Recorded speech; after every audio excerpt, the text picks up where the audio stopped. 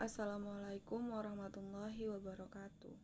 Saya Salwa Alma Malika akan menjelaskan tentang tanda baca, yaitu tanda hubung dan tanda pisah. Yang pertama adalah tanda hubung. Tanda hubung adalah tanda baca yang digunakan untuk menghubungkan dua kata atau memisahkan dua kata. Ada beberapa pemakaian tanda hubung. Yang pertama adalah tanda hubung dipakai untuk menandai bagian kata yang terpenggal oleh Contohnya, nelayan pesisir itu berhasil membudidayakan rumput. Dalam satu kalimat, jika barisnya tidak mencukupi, maka salah satu kata dalam kalimat tersebut boleh dipenggal, tetapi diletakkan tanda hubung yaitu strip.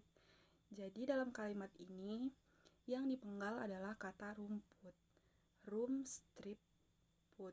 Jadi yang kedua adalah tanda hubung dipakai untuk menyambungkan unsur kata ulang. Contohnya seperti kata anak-anak. Anak-anak adalah satu kata yang diulang, maka diletakkan strip di antara keduanya. Yang ketiga adalah tanda hubung yang dipakai untuk menyambung tanggal, bulan, dan tahun yang dinyatakan dengan angka atau menyambung huruf dalam kata yang dijeda satu-satu.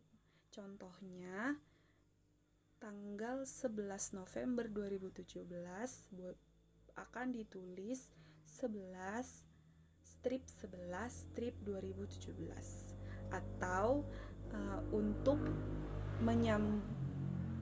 menyambung huruf dalam kata yang dijeda satu-satu untuk dieja. Misal panitia akan ditulis P strip A strip N strip I strip T strip I strip A. Selanjutnya, tanda hubung dapat dipakai untuk memperjelas hubungan bagian kata atau ungkapan.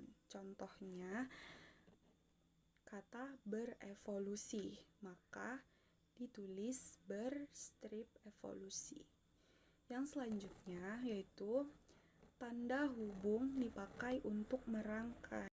Misalnya dengan kata berikutnya yang dimulai dengan huruf kapital. Contohnya se-Indonesia atau se-Jawa Barat atau se-Aceh. Selanjutnya adalah tanda hubung dipakai untuk menandai bentuk yang menjadi objek bahasan. Contohnya, kata pasca berasal dari bahasa Sanskerta dengan akhiran isasi. Pada kata betonisasi sebaiknya diubah menjadi pembetonan. Yang terakhir adalah tanda hubung dipakai untuk merangkai unsur bahasa Indonesia dengan unsur bahasa daerah atau bahasa asing. Contohnya adalah berpariban dalam bahasa Batak yang artinya saudara sepupu, atau merecall dalam bahasa Inggris yang artinya mengingatkan. Selanjutnya adalah tanda pisah. Dalam tanda pisah juga ada beberapa pemakaian.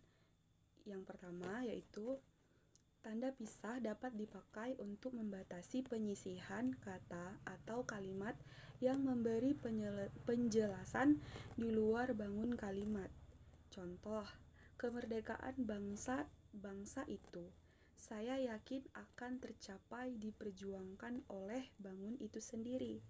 Tanda pisah diletakkan di kata itu tercapai.